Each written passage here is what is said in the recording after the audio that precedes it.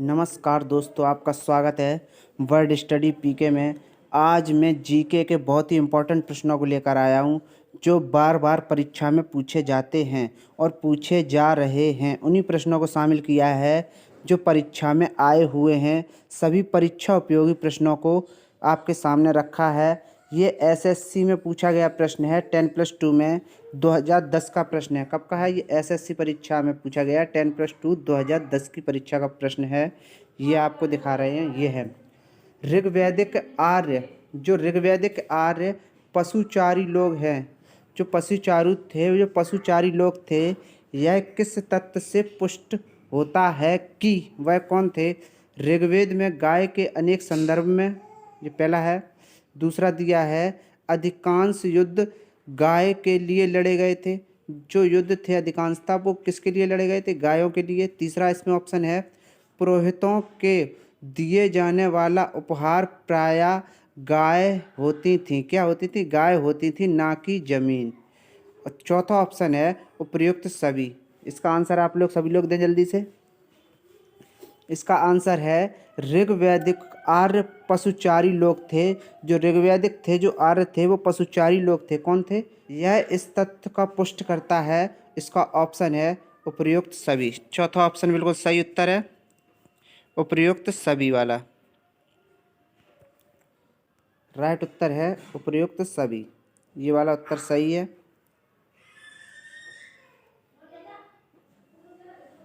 चलिए आइए देखते हैं, कुछ इसकी जानकारी देखते हैं जो और परीक्षा उपयोगी हो सकती है।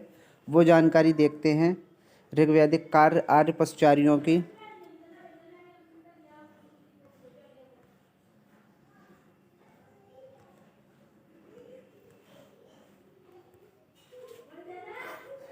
दूसरी इसी में दिया है कि ऋग्वेद में गायों और सांडों की इतनी चर्चा है। किस किस की है? ऋग्वेद में गाय और सांड, जो गाय हैं और जो सांड हैं, इनकी इतनी चर्चा है कि ऋग्वैदिक आर्यों को मुख्य रूप से पशुचारक कहा जाता है। क्या कहा जाता है? ऋग्वेद को मुख्य रूप से पशुचारक कहा जाता है। गाय का कितनी 176 बार उल्लेख मिलता है। कितनी बार है? 176 बार। कितनी बार मिलता है? 176 बार उल्लेख मिलता है। उनकी अधिकांश युद्ध जो हैं वो किसके ऊपर लड़े गए हैं? गाय के ऊपर लेकर ही हुए हैं। ऋग्वेद में युद्ध का पर्याप्त गरिष्ठ गाय का अन्वेषण है।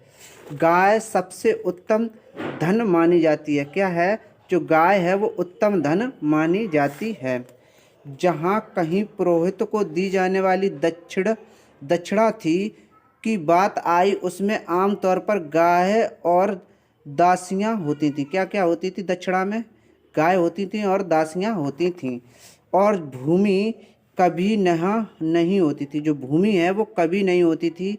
ऋग्वेद लोग गाय चराने, खेती करने और बसने के लिए जमीन पर कब्जा करते होंगे, परंतु भूमि निजी संपत्ति नहीं थी। क्या है? इस पर रहने के लिए, गाय चराने के लिए, खेती करने के लिए और बसने के लिए जमीन पर कब्जा करते थे, लेकिन परंतु भूमि उनकी जो थी वो निजी संपत्ति नहीं थी। चलिए आइए देखते हैं दूसरा प्रश्न। दूसरा प्रश्न है, ये भी एसएससी में पूछा गया है। 2013 का प्रश्न है। कब पूछा गया था? 2013 में। कहाँ पूछा गया था? एसएससी में। ये है दूसरा प्रश्न। जैन साहित्य को क्या कहते हैं? क्या कहते हैं? जो जैन साहित्य है उसको क्या कहते हैं? पहला ऑप्शन है त्रिपिटक कहते हैं, दूसरा है वेद कहते हैं, तीसरा है आर्य शत्रु कहते हैं, आर्य सूत्र हैं जो, और चौथा अंग कहते हैं। इन चारों ऑप्शनों में से आपको बताना है कि जैन साहित्य को क्या कहते हैं। इसका राइट उत्तर है अंग। क्या कहते हैं? जैन साहित्य को अंग कहते हैं। क्या कहते हैं? अंग कहते हैं। जैन साहित्य को अंग कहते हैं। इसके बारे में चलिए आइए आपको कुछ बताते हैं।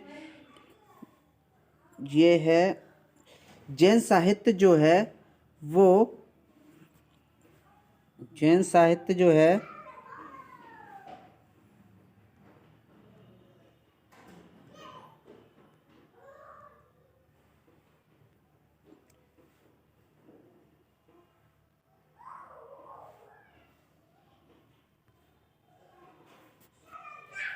जैन साहित्य जो है आगम सिद्धांत कहा जाता है। क्या कहा जाता है?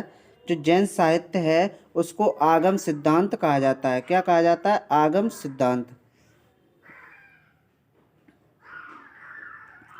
इसके अंतर्गत क्या क्या है? इसके अंतर्गत है 12 अंग हैं, 12 उपांग हैं, 10 प्रकीर्ण हैं, 6 क्षेत्र सूत्र हैं, 4 मूल सूत्र हैं एवं अनुपयोग सूत्र आते हैं।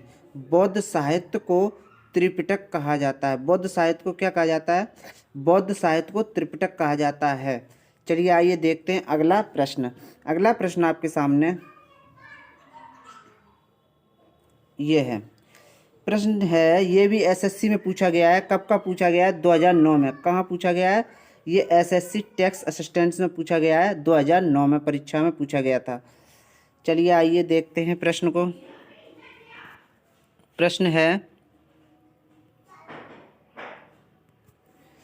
प्रश्न दिया गया, अशोक की प्रशासनिक नीति में भारी परिवर्तन किस घटना से आया?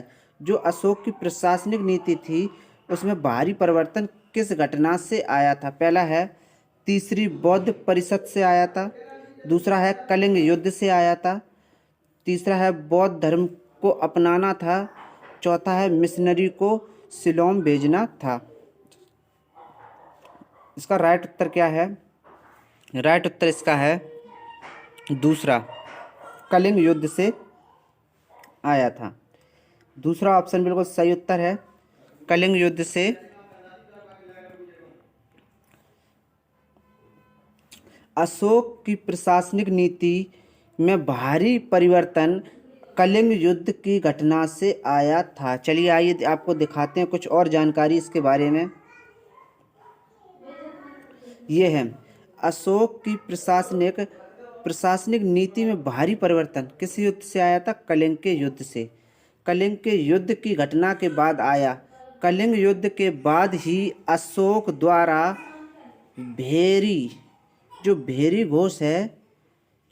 घोष की नीति का त्याग कर क्या हुआ? धम्म घोष की नीति को अपनाया था। किस नीति को त्याग कर किस नीति को अपनाया था? भेरी घोष की नीति को त्याग कर धम्म घोष की नीति को अपनाया था। चलिए आइए देखते हैं अगला प्रश्न। प्रश्न है अगला, ये है प्रश्न दिया है, ये भी 2006 में पूछा गया है। एसएससी मल्टी स्तरीय परीक्षा में पूछा गया ये भी प्रश्न है। ये प्रश्न है, प्राचीन काल में निम्नलिखित में से कौन कलिंग का एक महान शासक था? जो कलिंग का एक महान शासक था वह कौन था इन चारों में से? पहला ऑप्शन है अजातशत्रु, दूसरा है बिंदुसार, तीसरा है खारवेल, चौथा है म्यूर्समन जो हैं ये भी एक बहुत ही प्रसिद्ध हैं। एक अजातशत्रु हैं, बिंदुसार हैं, खारवेल हैं, लेकिन इसका ऑप्शन है वो है तीसरा ऑप्शन खारवेल। कौन सा ऑप्शन है? तीसरा ऑप्शन इसका है खारवेल।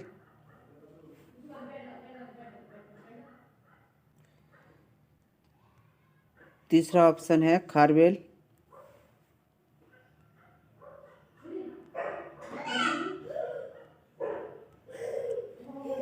ये है तीसरा खारवेल। जो है प्राचीन काल में निम्न में से खारवेल कलिंग का एक महान शासक था। कौन था? वो खारवेल है जो कलिंग का एक महान शासक था। राइट उत्तर है खारवेल। इसकी जानकारी देखते हैं कुछ जो परीक्षा उपयोगी हो सकती है। ये है, जानकारी दी है प्राचीन काल में खारवेल है वो कलिंग का एक महान शासक था। किसका था? कलिंग का महान शासक था। खारवेल कलिंग का वीर एवं प्रतापी शासक था। कौन था? वीर एवं प्रतापी शासक था। इसके बारे में जानकारी का मुख्य स्रोत हाथी गुफा अभिलेख है। क्या है? हाथी गुफा अभिलेख है। यह द्वितीय सदी ईसा पूर्व में शासक हुआ था तथा इसका संबंध खारवेल के चेदी वंश से था। किससे था? खारवेल के चेदी वंश से था।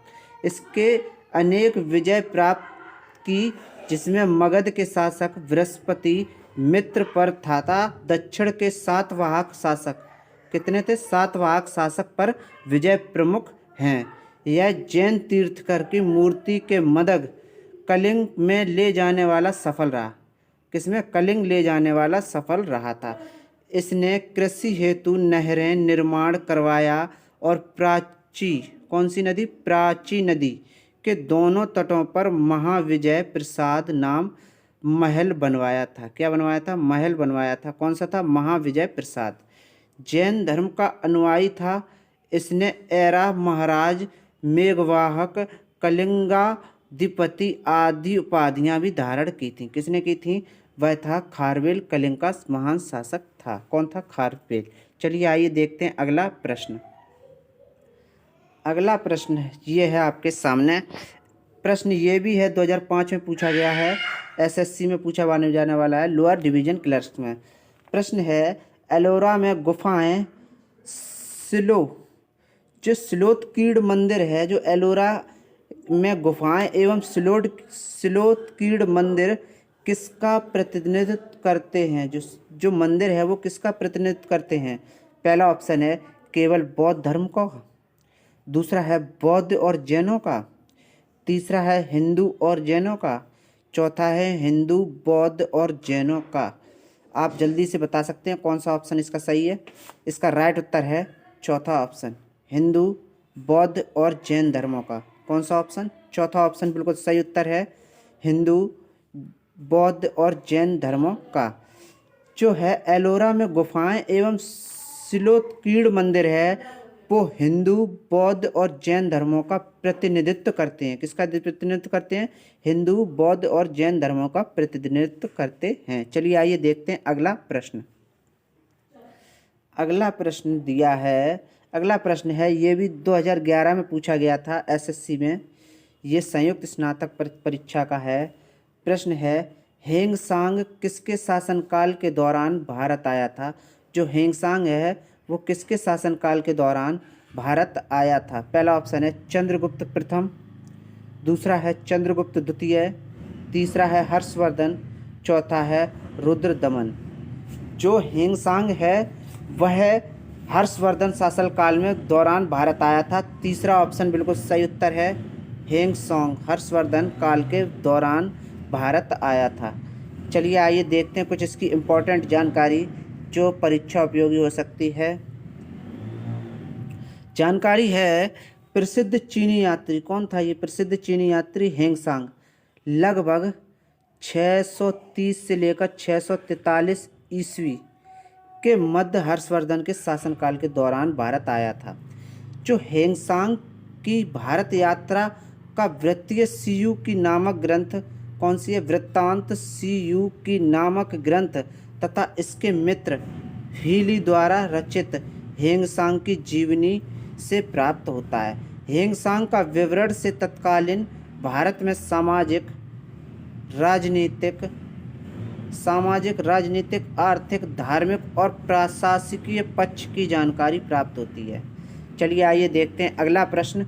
अगर आपको ये वीडियो हमारे चाहिए हैं या पीडीएफ चाहिए है तो कृपया आप लोग हमारे टेलीग्राम चैनल पर ले सकते हैं। आपको डिस्क्रिप्शन में इसका लिंक दे दिया जाएगा।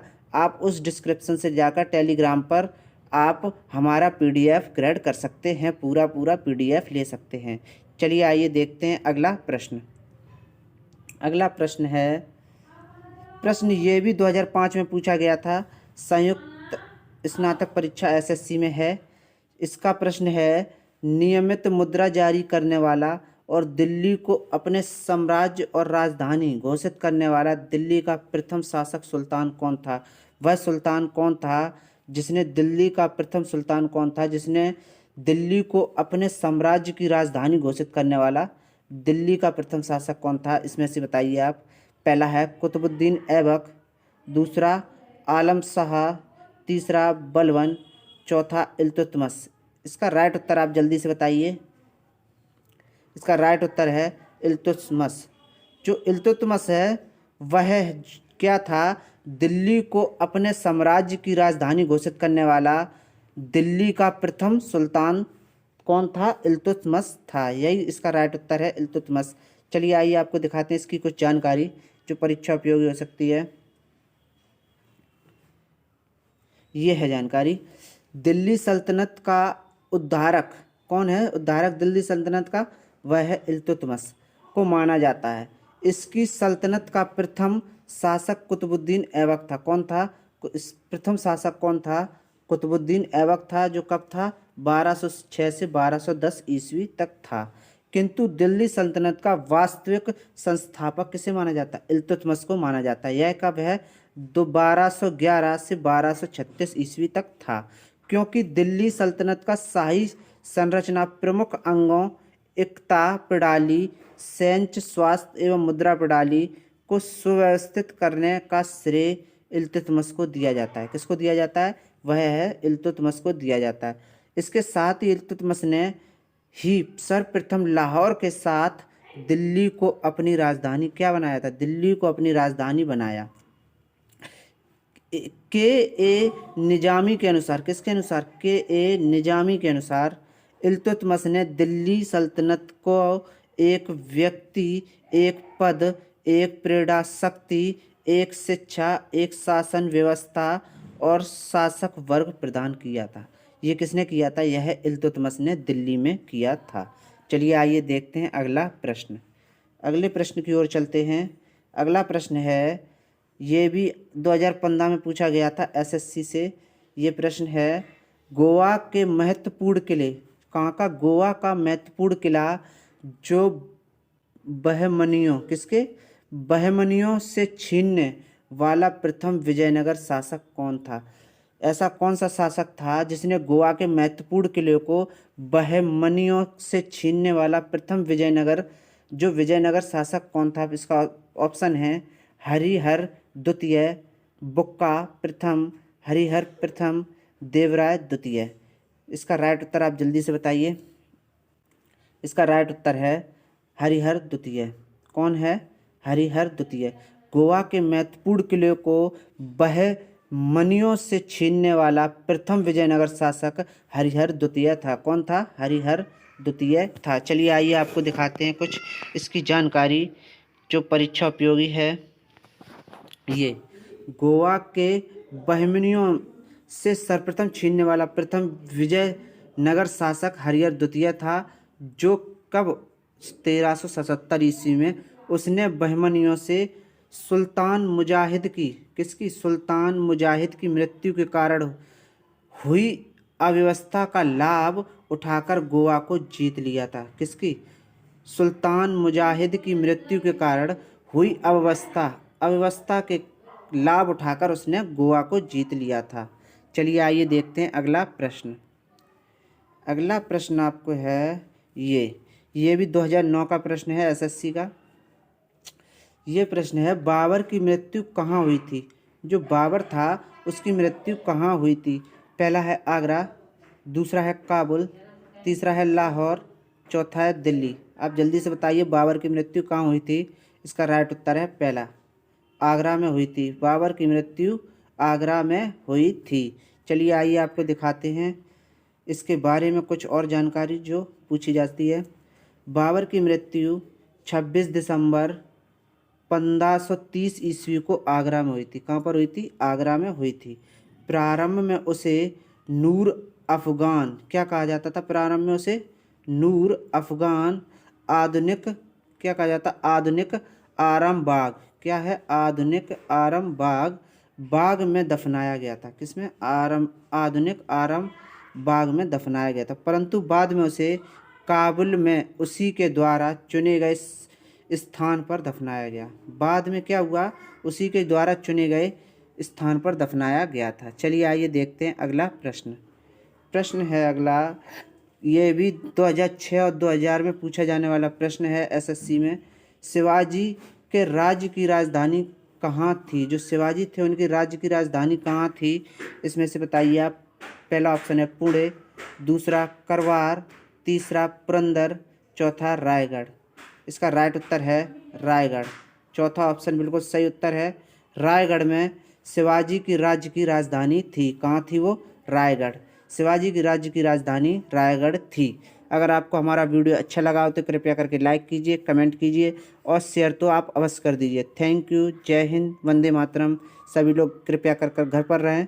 सेफ रहें एवं सुरक्षित रहें और सतर्क रहें और सावधान जरूर रहें, क्योंकि कोरोना की महामारी कभी भी आ सकती है और कहीं भी किसी के घर को तबाह कर सकती है। इसलिए आप लोग सभी लोग घर पर सेफ और सुरक्षित जरूर रहें। थैंक यू, धन्यवाद, जय हिंद।